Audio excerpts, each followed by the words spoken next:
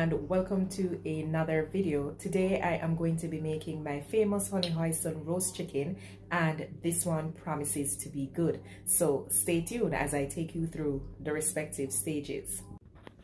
Here I have a whole chicken cut up, and it is being washed in vinegar water. Now if you look at the water, you'll recognize that it's a little bit cloudy.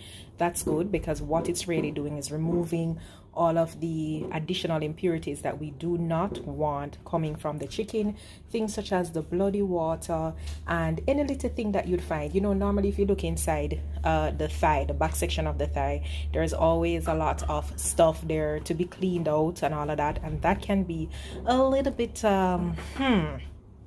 I call it nasty. That's not a word that you want to use when it comes to cooking, but I just don't like to see all that bloody stuff in the thigh in particular. And I think that's one of the reasons I really hate chicken thigh when I used to eat chicken, that is.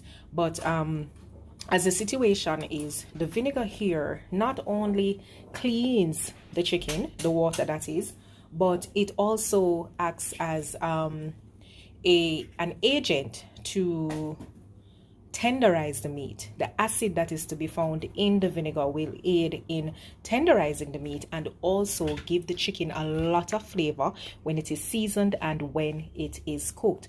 Now if you know anything about me, you know that I always do a double wash for chicken, because I do the vinegar water and I also do what is a lemon wash. You know, citrus is always important. Now I recognize that Maggie has this citrus wash, and it is quick and easy and made for meats and seafood. So this is my first time actually using this particular wash, but I'm gonna see how it actually turns out, right? Normally I just go ahead, and if you look here, you know how my kitchen is, I have a lot of citrus over there. I would just go ahead and use like a lime or some orange or lemon to do it. But Maggie's citrus wash is what I'm going to be trying for the first time. So for sure, I'm going to tell you if it leaves my meat smelling fresh and clean. Ordinarily, when persons are going to go ahead and roast chicken, they would do a whole chicken, stuff the gut, and of course, you know, marinate it and then go ahead and pop it in the roasting tin. Today I'm doing a different style. I am using chicken parts. Yes, I have my gloves on. I never want to touch raw meat with my hand, even though I can wash that off. So I always put on chicken gloves. So I have an entire chicken here, nicely sectioned, washed. You know, I go ahead first with vinegar, and then of course I use a citrus wash to get this done. Now I'm going to go ahead and season this bad boy. What's my key ingredient when it comes to seasoning meat? You know I'm going to say that it must have green seasoning. Now outside of the green seasoning, I want to go ahead with some other herbs and spices. So I'm looking for things like cumin, coriander. I'm going to be adding a little bit of Cajun seasoning, my black pepper, my salt, a bit of cayenne pepper, and a little bit of paprika, and maybe I'll be adding some crushed red pepper.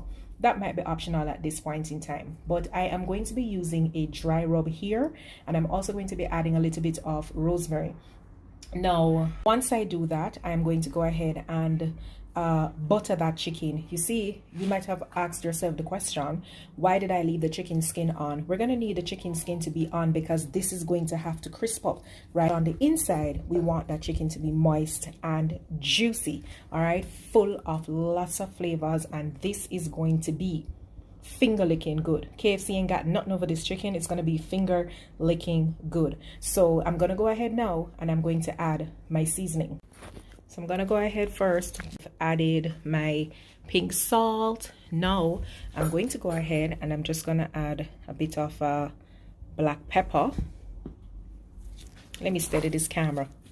I'm going to be adding some black pepper to the chicken. Now I know a lot of persons are going to say, but hold on, do we only eat one side?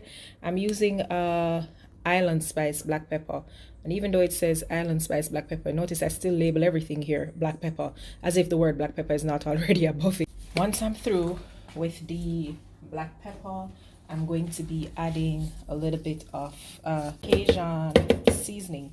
Now, Cajun seasoning really has paprika, dried garlic, it has mustard, it has some additional spices. Sometimes it may have salt or it might not have salt, but they've grounded it and they've put it together. And this particular one is the Emerald's Cajun seasoning blend. And to be honest, I had gotten that one in New Orleans. My new favorite thing to add once I am cooking. Love Cajun seasoning. I do have my mustard powder, and I'm going to be adding just a little bit of that to kick things up a notch. You know, this is gonna give it a somewhat tangy taste, not too much. Remember, I'm Jamaican now, so I don't measure anything. I just throw until a mind says to me stop. You know, when that little voice says that's it, I work with the that's it. Once I've done that, I am going to be adding to this chicken a bit of celery and garlic and onion. Now, if you notice what's happening here, you might be saying, but it sounds like some of the ingredients are repeated. That's not a problem if it is repeated. And again, I only use all natural spices and herbs, and I'm gonna add my favorite, a little bit of savory. This is a herb. A little bit of savory, marjoram, and basil. Love that. That gives it a different kind of vibe too, you know, because I want this to be like a herbed roasted chicken. Next up, I'm going to be adding some cayenne pepper. Sorry, that's not cayenne, that's paprika. And paprika is actually sweet pepper. A lot of persons don't know that, but the good thing about paprika is that it actually adds color to whatever it is that you are preparing. I think I may have mentioned that I would have been adding some coriander and some cumin. Some persons say cumin. I don't know how the pronunciation goes, child, but you know, I just know what it is that I am adding. So there we have it. I know a lot of persons are like, oh my god, but that's a lot of seasoning. Now please note that everything here that I'm putting is all natural, and it is also salt free. That is what is important. Now, a good roast chicken always has butter, lots of butter. You either want to use butter or you can use olive oil. So again, I'm not eating chicken. Had I been eating chicken though and I was gonna do this, I'd probably use olive oil. Now, by the way, chicken already has a lot of oil in it, as I pointed out from a previous video when I showed you how you could have used the bay leaf to extract some of the oil. That is still something that you could do here when making your roasted chicken. But the good thing about it is that the cooking method will allow a lot of that fat, a lot of that oil to drip into the pan and become the moistening agent. That's what I'm going to call it, because of course you can baste the chicken as you're going through. So how do I like to do this? I like to just go ahead and rub this up first, and I'm going to go in with some additional things now. I'm going to go in with my garlic, which I will put bits and pieces beneath the skin of the chicken. Why am I putting the garlic beneath the skin of the chicken? If the garlic is on the outside or just placed in the pan, I will have to watch it, because the garlic could possibly burn. Now, if you know anything about burnt garlic, it is going to be tasting bitter, and that's definitely not what we want. We want good, nice, wholesome food that everybody can lick them 10 finger, and if you're not careful, lick all them toe and then lick them own lips, right? So we have to make sure that we're doing this the right way. So I'm going to rub this up, and then immediately following that, I am going to be adding bits and pieces of garlic and then my green seasoning, and then I'm going to go ahead and coat with butter. I'm going to be massaging this chicken, making sure that all the sections are covered. If you all of that up, roll back the skin a little bit, rub this all up, right? Because we want the seasoning to get inside of it and for it to be nicely coated. So massage that, you know, treat this chicken like you figure that it is your thighs or your own breast or maybe your legs. And of course, you can't say your wings, because naturally, as human beings, you don't have wings, right? So you want to rub that up, massage that, make sure everything is covered nicely. Look at that. So now that I've done this, the next step is for me to go ahead and beneath the skin of the chicken, I'm just going to be packing bits and pieces of garlic. Like I said, doing this a little bit differently. Normally we would have gone in and we would have done a whole chicken, But sometimes you're about to cook and you just have to use what it is that you have. If you don't have a whole chicken but you have chicken parts, who says it can't come out the same way? And it's also very good for you to experiment as well. All right, so you just want to make sure that you're pushing the garlic beneath the skin so that when that releases, it's going to give a very nice flavor. Now once that's done, I'm going to go in and add my green seasoning like I promised. Now you can use a spoon. You don't need to be like me, who just draw for the nearest knife and decide that that is what it's going to be. All right, use a spoon, guys. Or you can actually be like me. Coming to think of it, why not be like me and just add your green seasoning anyhow you want it. Again, I'm gonna go ahead, I'm going to massage this. So I know some persons are probably wondering, where is the Scotch bonnet pepper in all of these? How can you be Jamaican and not add the Scotchy? What would you remember from my green seasoning video? I added the Scotch bonnet pepper there, so I don't have to add any more Scotch bonnet here. Granted, I don't have any children eating any of this, so it would be fine if there's a little bit of pepper, but you know, we don't want to OD things, we don't want to overdo it, so we're just gonna go right ahead as it is here, okay, and massage that. All right, once we have done that, we're on to our next step. What is that? We're now going to add our butter. Good roast chicken equals butter. So we just want to get in with cubes of butter and, you know, just break that up a little bit with a hand.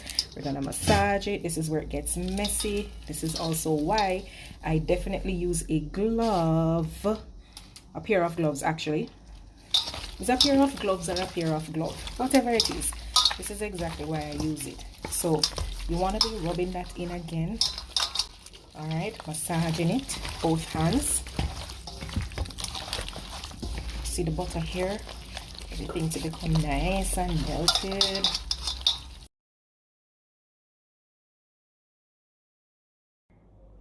So we're ready for the next stage in this process, and that is to get our items that's going to be going at the bottom of our roasting tin. We have here some carrots and some potatoes, and guess what, people don't normally add this, which is yam, but I'm gonna add some yam as well. And of course, the roasting pan. I want you to know that all pots and pans are not created equally. I repeat, all pots and pans are not created equally, so definitely you want to ensure that you're getting yourself a very good roasting pan. All right, so I'm going to go ahead and I'm going to cube these up for the base of the roasting pan, and I'm also going to be greasing the pan just with a little bit of butter. That might be the excess butter that you would have seen in the preparation stages, so nothing additional, or if you'd like, you could use a little bit of olive oil. So at this stage, you'll recognize that the roasting pan is fully greased with the excess butter that was left from the chicken, and I've gone ahead and I have cubed some carrots, and I have also cubed some yams. Like I said, a lot of persons wouldn't put yam here, but this is me. I do my own thing, and I do have some potatoes. Now, if you look at the outer section, you will notice that I'm using more wedge-like shaped potatoes there. You don't have to do this. You can indeed cube all of your potato, but I just wanted for it to look this way. All right, so I'm going to go ahead now and add the chicken pieces. You pretty much want all of these pieces to sit nicely in the pan.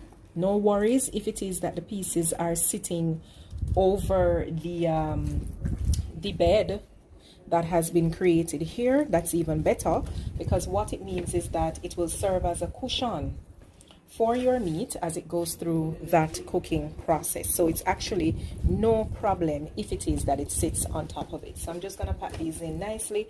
Again, this is a whole chicken cut in pieces. Normal. There's no rule that says you have to follow tradition, right? And it's always good to experiment. So here it is, and I'm just packing these in real nicely. I have my wingtips folded. Just gonna rest it here. One more piece to go, and I am putting this piece here. So there you have it. Everything is in our pan, and of course our oven, it's on, it's heating up. It's at 375 degrees. So I'm gonna pop this bad boy in it right about now. So I have here a Chinese hoisin sauce that I am going to be using to baste my chicken. And pretty much you could choose whatever sauce it is that you like. I don't just use traditional sauces off the shelf. I play with it just a little bit. So I'll use a little bit just to get the hint of a flavor, and then I will add whatever herbs and spices that I want to it, to a taste profile that I quite like. So as you can see, the color here is coming. We just go ahead and we're basting. We can use back the same juice to be found from the pan once we've added our sauce, and we're just going to keep this now in the oven uncovered for probably another 15 minutes or so, because the aim of the game here is that we just basically want this to have the right color. All right, so again, our chicken is perfectly cooked. Just by looking at it, you can tell that it is ready.